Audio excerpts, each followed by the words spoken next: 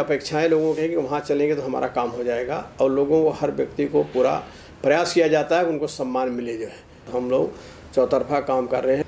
देखिए, भ्रष्टाचार तो चरम सीमा पर इस सरकार में। आज तक सरकार से लोग जानना चाहे कि पुलवामा कांड जो है कैसे हुआ। ने जितना भी नारा आज तक दिया है, किसी नारे के मुताबिक काम नहीं किया, उसके उल्टे किया, निगेटिव किया। बहुत बहुत स्वागत है हमारे चैनल में। कैसे हैं आप सर? बहुत बहुत धन्यवाद आपको।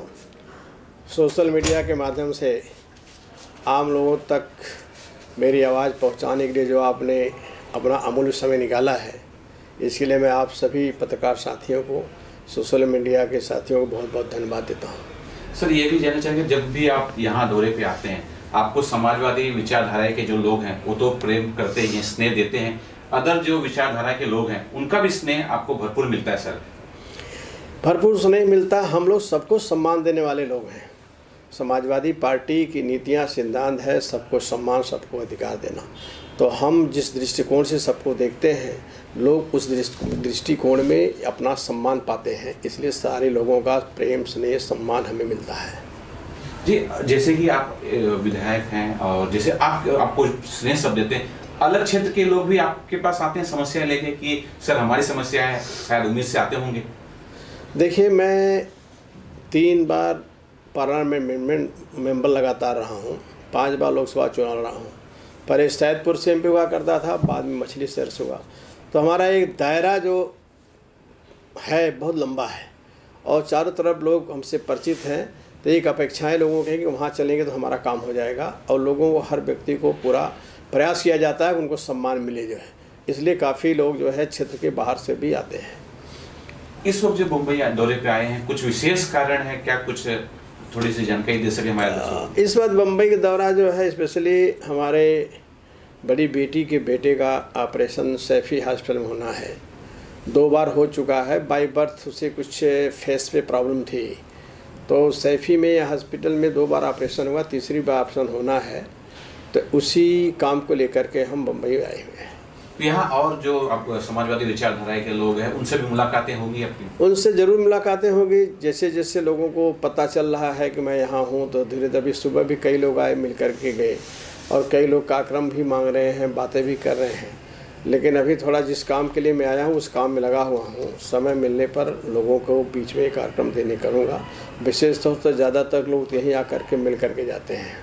थोड़ा सा सर मैं राजनीति पे भी आना चाहूँगा कि जिस क्षेत्र से आप आ रहे हैं, किस तरह का विकास कार्य आप द्वारा हो रहा है, जनता तक जरा बताइए। देखिए, सरकार तो उत्तर प्रदेश में हमारी है नहीं, सरकार बीजेपी की है। इसके बावजूद भी जो भी व्यवस्था एक सिस्टम का है, जो सिस्टम काम करता है, जो एक विधायक का अधिकार होता है, उस अधिकार के तहत जो भी हमें व्यवस्था दी गई है, उस व्यवस्था के तहत हम लोग चौतरफा काम कर रहे हैं। लोगों को जहाँ भावनाएं हैं, काम तो कार्यकर्ताओं की इच्छा से किया जाता है। कार्यकर्ता जहाँ जो काम चाहता है उस काम को प्रयास किया जाता है कि पूरा किया जाए। सर, भ्रष्टाचार ऐसा समझ में आ रहा है कि वहाँ भ्रष्टाचार ज़्यादा हो रहा है और किसी खास वर्ग के लोगों को टारगेट करके उनका इनकाउंटर किया जा रहा है, कितनी कुछ सच्चाई है इसमें? देखिए, भ्रष्टाचार तो चरम सीमा पर इस सरकार में। भ्रष्टाचार के अलावा कुछ देखने को मिला ही नहीं, और एक जो जात विशेष को इंगित करके ये सरकार काम कर रही है, उससे उस सरकार का ही जो है बदनामी हो रही है। उस सरकार की डिग्निटी जो है लोगों की निगाहों में गिर रही है कि ये सरकार एक जात विशेष के खिलाफ जो है काम कर रही है। अभी आपने देखा है ये बुलडोजर नीति उनकी जो है, तो सबके लिए एक समान होना चाहिए, सारे अपराधियों के लिए एक पैमाना होना चाहिए। हर अपराधी के खिलाफ हम कार्रवाई करेंगे, लेकिन ये हर अपराधी के खिलाफ कार्रवाई न करके जो है एक जात विशेष के खिलाफ एक मुहिम जैसा इन्होंने छेड़ रखा है।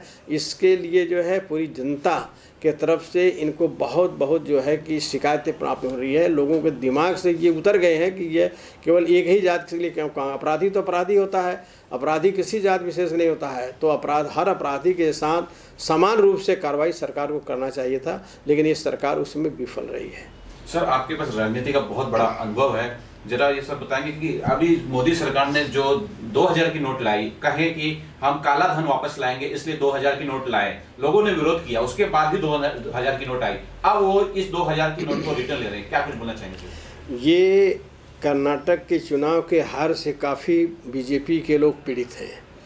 और रोज हमेशा कर्नाटक के चुनाव को लेकर कोई न कोई बात सोशल मीडिया पर हमेशा चलती रहती थी। एक तो इनका ये भी कारण था कि एक नोटबंदी कर देने से लोगों का दिमाग उधर से डाइवर्ट हो जाएगा। कर्नाटक के चुनाव में जो भाजपा बुरी तरह से हारी है, पराजित हुई है, उस पर से लोगों का दिमाग हट जाएगा। और यह सरकार हमेशा विफल रही है। 2016 में भी इन्होंने नोटबंदी किया था काला धन बाहर लाने के लिए। तो जितनी नोट थी, जितना धन था, उतना धन जो है कि पूरा पैसा रिजर्व बैंक इंडिया में आ गया जो है।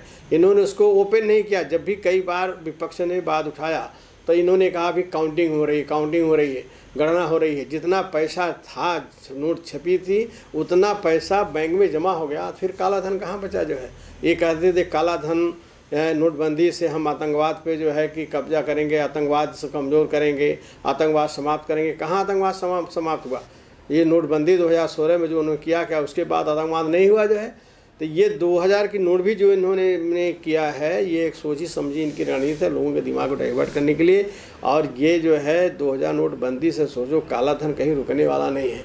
ये भारतीय जनता पार्टी की नीतियाँ जितना इन्होंने कदम उठाया, सब इनका कदम फेल्योर गया है जो है। सब जगह ये असफल रहे हैं, इसमें भी असफल हो चुके हैं।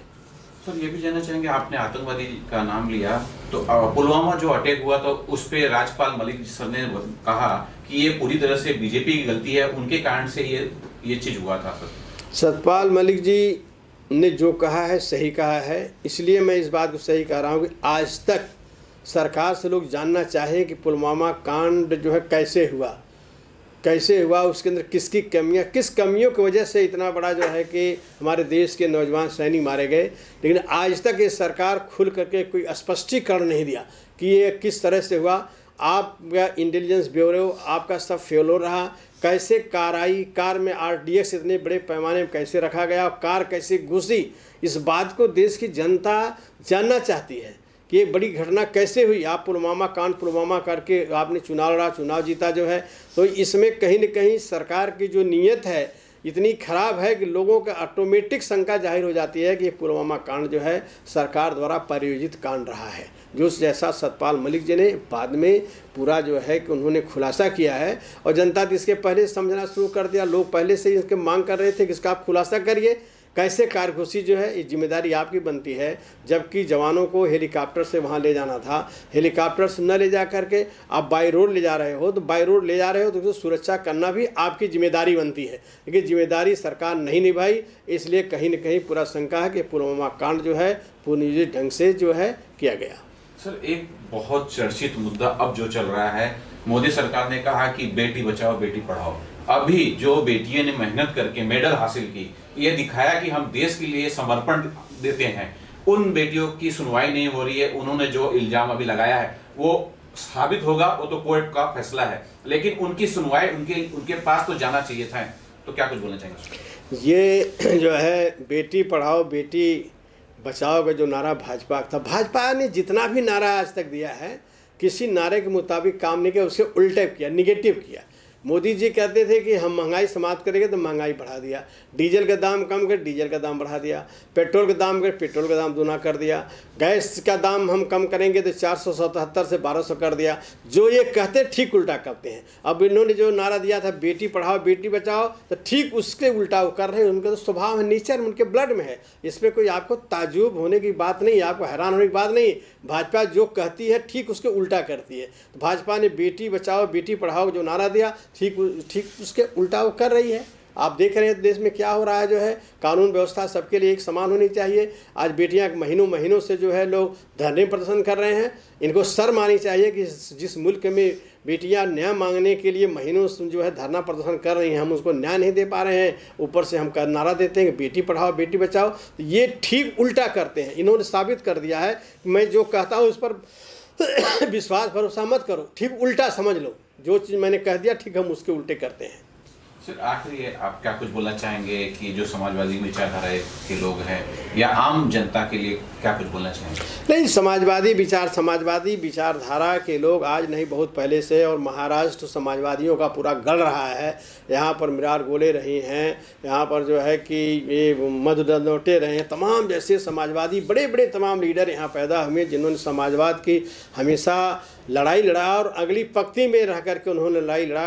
अम्बेडकर जिसी धरती पैदा हुए जिन्होंने हमेशा जो है समाजवादी नीति को, हमेशा अपनी नीति को लेकर के आगे बढ़े जो है।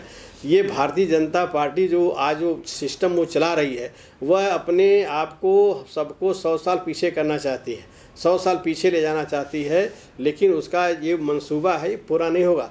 2024 के चुनाव आ रहा, देखिए जो कर्नाटक का हालात था जो है, ये इनको तो काम में विकास में कोई विश्वास ही नहीं है, कोई मतलब नहीं है। ये भाषण दे लेते भूल जाते, इनको तो सिर्फ वोट जो है लोगों को गुमराह करके लेने की आदत है, गुमराह करके वोट लेते रहे आज तक। ये गुमराह करने में चैंपियन है, कब कैसे किससे वोट लेना, कब किससे बात करना, गुमराह करते हैं जो है।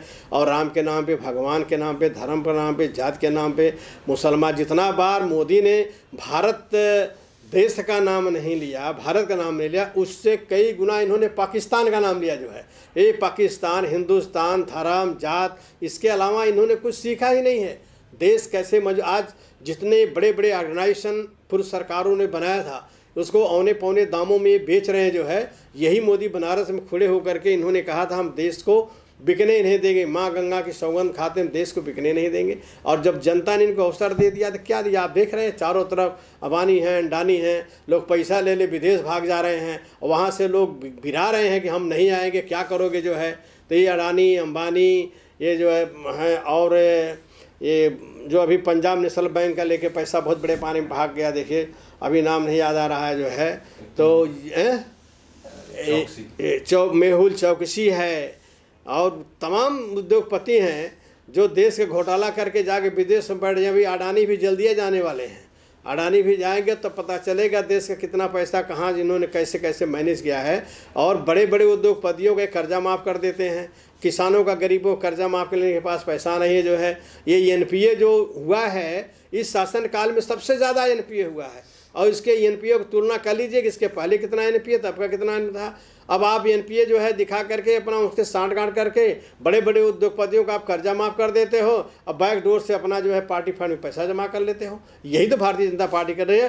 भारतीय जनता पार्टी देश को कमज़ोर किया है। इससे ज़्यादा बदतर स्थिति अब इस मुल्क में नहीं होनी है। 70 सालों में जो इस देश में, इस मुल्क में विकास हुआ था वह जो है ये 8-9 साल में उसको मटिया मेट कर दिया है और बहुत पीछे जाके छोड़ दिया है। बहुत पीछे देश को गर्त में जा कर के मोदी जी ने मिला दिया है। अगर मोदी जी देश का भला चाहते हैं, देश का हित चाहते हैं तो उन्हें इस्तीफा देकर प्रधानमंत्री कुर्सी से हट जाना चाहिए और हाथ जोड़ लेना चाहिए भारत माता से कि हमसे जो भी गलतियां उसको क्षमा करना जो है और इनको अपना झोली उठा करके वहाँ से हट जाना चाहिए।